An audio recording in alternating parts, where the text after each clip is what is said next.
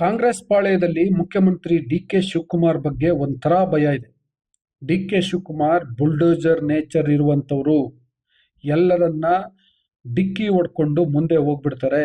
ಯಾರನ್ನು ಕೇರ್ ಮಾಡಲ್ಲ. ಎಲ್ಲರನ್ನೂ ಮಟ್ಟ ಹಾಕ್ಬಿಡ್ತಾರೆ. ಎಲ್ಲರನ್ನೂ ಕಂಟ್ರೋಲ್ ಮಾಡ್ತಾರೆ ಅನ್ನುವಂತಹ ಭಯ. ಅದು ಶಾಸಕರಿಗೂ ಇದೆ, ಕಾರ್ಯಕರ್ತರಿಗೂ ಇದೆ, ನಾಯಕರಿಗೂ ಇದೆ, ಹಿರಿಯ ನಾಯಕರಿಗೂ ಇದೆ.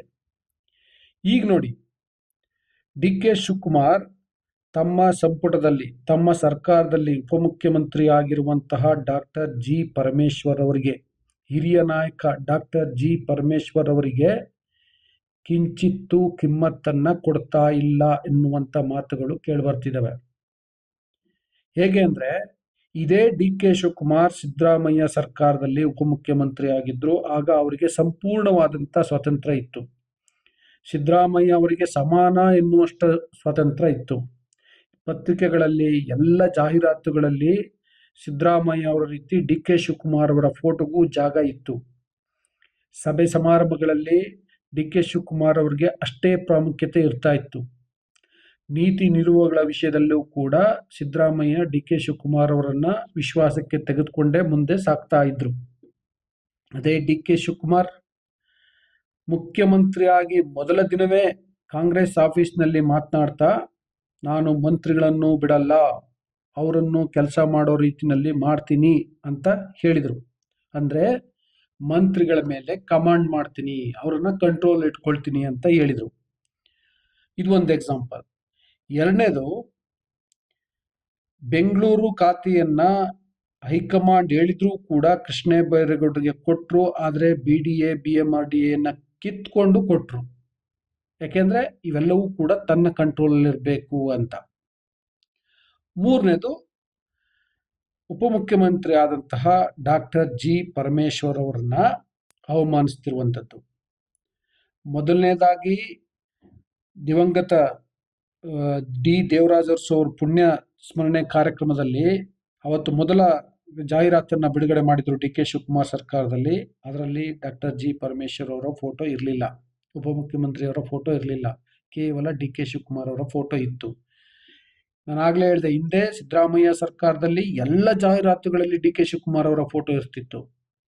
ಆದರೆ ಡಿ ಕೆ ಶಿವಕುಮಾರ್ ಸರ್ಕಾರದಲ್ಲಿ ಉಪಮುಖ್ಯಮಂತ್ರಿ ಡಾಕ್ಟರ್ ಜಿ ಪರಮೇಶ್ವರ್ ಅವರ ಫೋಟೋ ಇರಲಿಲ್ಲ. ಇದು ಒಂದು ಎಕ್ಸಾಂಪಲ್ ಆಯ್ತಲ್ಲ. ಇನ್ನೊಂದು, ನಿನ್ನೆ ಡಿ ಕೆ ಶಿವಕುಮಾರ್ ಪ್ರಧಾನಮಂತ್ರಿ ನರೇಂದ್ರ ಮೋದಿ ಅವರನ್ನ ಭೇಟಿ ಮಾಡಿದ್ದಾರೆ. ಒಬ್ಬರೇ ಹೋಗಿ ಭೇಟಿ ಮಾಡಿದ್ದಾರೆ. ಡಾಕ್ಟರ್ ಜಿ ಪರಮೇಶ್ವರ್ ದೆಹಲಿನಲ್ಲೇ ಇದ್ರೂ ಕೂಡ ಅವರನ್ನ ಕರೆದುಕೊಂಡು ಹೋಗಿಲ್ಲ ಪ್ರಧಾನಿ ಭೇಟಿಗೆ. ಪ್ರಧಾನಿ ಭೇಟಿಗೆ ಮಾತ್ರ ಅಲ್ಲ, ಹಣಕಾಸು ಸಚಿವರನ್ನು ಭೇಟಿ ಮಾಡಿದಂಥ ಸಂದರ್ಭದಲ್ಲೂ ಕೂಡ ಡಾಕ್ಟರ್ ಜಿ ಪರಮೇಶ್ವರ್ ಅವರನ್ನ ಕರ್ಕೊಂಡು ಹೋಗಿಲ್ಲ, ಕೃಷ್ಣ ಬೈರೇಗೌಡರನ್ನ ಕರ್ಕೊಂಡು ಹೋಗಿದ್ದಾರೆ. ಇದು ಡಿ ಕೆ ಶಿವಕುಮಾರ್ ಅವರ ಬುಲ್ಡೋಜರ್ ನೇಚರ್ ಅಲ್ವಾ ಅನ್ನುವಂಥ ಪ್ರಶ್ನೆ ಕೇಳ್ಬರ್ತಿದೆ. ಹೇಗೆ ಅಂದರೆ, ಅವರು DCM ಆಗಿದ್ದಾಗ ಸರ್ಕಾರದಲ್ಲಿ ಎಲ್ಲ ರೀತಿಯ ಪ್ರಾತಿನಿಧ್ಯವನ್ನು ಪಡ್ಕೊಳ್ತಿದ್ರು, ಪ್ರಾಮುಖ್ಯತೆಯನ್ನು ಪಡ್ಕೊಳ್ತಾ ಇದ್ರು. ಅದೇ ಈಗ ಅವರ ಸರ್ಕಾರದಲ್ಲಿ ಇರುವಂತಹ ಉಪಮುಖ್ಯಮಂತ್ರಿಗೆ ಪ್ರಾಮುಖ್ಯತೆಯನ್ನು ಕೊಡ್ತಿಲ್ಲ. ಯಾಕೆ ಕೊಡ್ತಿಲ್ಲ ಅಂದರೆ, ಎಲ್ಲ ನಂದೇ ಆಗಬೇಕು, ಎಲ್ಲ ನಾನೇ ಅನ್ನುವಂತಹ ಒಂದು ಧೋರಣೆ ಅಂತ ಹೇಳಲಾಗ್ತಿದೆ. ಹಿಂದೆ ಅವರು KPCC ಅಧ್ಯಕ್ಷ ಆಗಬೇಕು ಅಂತ ಇನ್ನಿಲ್ಲದ ಕಸರತ್ತು ಮಾಡ್ತಿರುವಂಥ ಸಂದರ್ಭದಲ್ಲಿ, ಆಗ ಇವ್ರನ್ನ ಕಂಟ್ರೋಲ್ ಮಾಡಬೇಕು ಅನ್ನೋ ಕಾರಣಕ್ಕೋಸ್ಕರ KPCCಗೆ ಕಾರ್ಯಾಧ್ಯಕ್ಷರನ್ನ, 4-5 ಜನ ಕಾರ್ಯಾಧ್ಯಕ್ಷರನ್ನ ನೇಮಕ ಮಾಡ್ತಾರೆ ಅಂತ ಸುದ್ದಿ ಓಡಾಡ್ತಾ ಇತ್ತು. ಆ ಸಂದರ್ಭದಲ್ಲಿ ಪತ್ರಕರ್ತರು ಅವ್ರಿಗೆ ಕೇಳಿದಾಗ, ಕಾರ್ಯಾಧ್ಯಕ್ಷರನ್ನ ಸೃಷ್ಟಿ ಮಾಡ್ತಾರಂತಲ್ಲ, ನಿಮಗೆ ಮೂಗ್ದಾರ ಹಾಕ್ಲಿಕ್ಕೆ ಅಂದರೆ, ಎಷ್ಟು ಜನ ಬೇಕಾದರೂ ಕಾರ್ಯಾಧ್ಯಕ್ಷನ ಸೃಷ್ಟಿ ಮಾಡಲಿ, ನನಗೆ ಗೊತ್ತು ಎಲ್ಲರನ್ನೂ ಹೆಂಗೆ ಹ್ಯಾಂಡಲ್ ಮಾಡಬೇಕು ಅಂತ ಹೇಳಿದರು. ಈಗಲೂ ಅಷ್ಟೇ ನೋಡಿ, ಯಾರನ್ನಾದರೂ ಮಂತ್ರಿ ಮಾಡಿ, ಎಷ್ಟು ಜನನಾದರೂ DCM ಮಾಡಿ, ನಾನು ನಂದನ್ನೇ ನಡೆಸ್ತೀನಿ, ಬೇರೆಯವರಿಗೆ ಡೋಂಟ್ ಕೇರ್ ಅನ್ನುವಂತಹ ಆಟಿಟ್ಯೂಡ್ ಬಹಳ ಸ್ಪಷ್ಟವಾಗಿ ಕಾಣಿಸ್ತಿದೆ. ಫಸ್ಟ್ ಎಕ್ಸಾಂಪಲ್, ದೇವರಾಜ ಅರಸು ಅವರ ಪುಣ್ಯಸ್ಮರಣೆ ಕಾರ್ಯಕ್ರಮದಲ್ಲಿ ಸರ್ಕಾರಿ ಜಾಹೀರಾತಿನಲ್ಲಿ ಉಪಮುಖ್ಯಮಂತ್ರಿಗಳ ಫೋಟೋ ಆಗ್ತಾ ಇರುವಂಥದ್ದು. ಎರಡನೇದು, ಪ್ರಧಾನಿಯನ್ನ ಭೇಟಿಯಾಗುವಂಥ ಸಂದರ್ಭದಲ್ಲಿ ಉಪಮುಖ್ಯಮಂತ್ರಿಯನ್ನ ನಿರ್ಲಕ್ಷ್ಯ ಮಾಡಿರೋದು. ಇದು ಡಿ ಕೆ ಶಿವಕುಮಾರ್ ಅವರ ಧೋರಣೆ, ಆಟಿಟ್ಯೂಡ್. ಇದೇ ಕಾರಣಕ್ಕೆ ಅವರನ್ನ ಬುಲ್ಡೋಜರ್ ನೇಚರ್ ಇರುವಂತಹ ನಾಯಕ ಅಂತ ಹೇಳ್ತಿದ್ದು. ಮತ್ತೆ ಶಾಸಕರು, ಸಚಿವರು, ಹಿರಿಯ ನಾಯಕರು, ಕಾರ್ಯಕರ್ತರು ಎಲ್ಲರೂ ಕೂಡ ಡಿ ಕೆ ಶಿವಕುಮಾರ್ ಬಗ್ಗೆ ಭಯ ಬೀಳೋದು. ಇವ್ರು ಬಂದ್ಬಿಟ್ರೆ ಎಲ್ಲರನ್ನ ಬುಲ್ಡೋಸ್ ಮಾಡಿಬಿಡ್ತಾರೆ, ಬೇರೆ ಯಾರು ಬೆಳಿಲಿಕ್ಕೆ ಬಿಡಲ್ಲ ಅಂತ. ಈಗ 2 ಬೆಳವಣಿಗೆಗಳಾಗಿದ್ದಾವೆ, ಅದನ್ನು ನಿಮ್ಮ ಮುಂದೆ ಇಟ್ಟಿದ್ದೀನಿ. ನಿಮ್ಮ ಅಭಿಪ್ರಾಯನ ನೀವು ತಿಳಿಸಿ.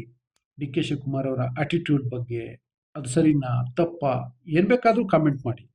ಜೊತೆಗೆ ನೀವು ಇನ್ನೂ ಬುಗ್ಗಿನಕೆರೆ ಡೈರಿಯನ್ನು ಸಬ್ಸ್ಕ್ರೈಬ್ ಮಾಡಿಲ್ಲ ಅಂದರೆ ದಯವಿಟ್ಟು ಸಬ್ಸ್ಕ್ರೈಬ್ ಮಾಡಿ, ಲೈಕ್ ಮಾಡಿ, ಶೇರ್ ಮಾಡಿ, ಬೆಲ್ ಬಟನನ್ನು ಪ್ರೆಸ್ ಮಾಡಿ. Thank you.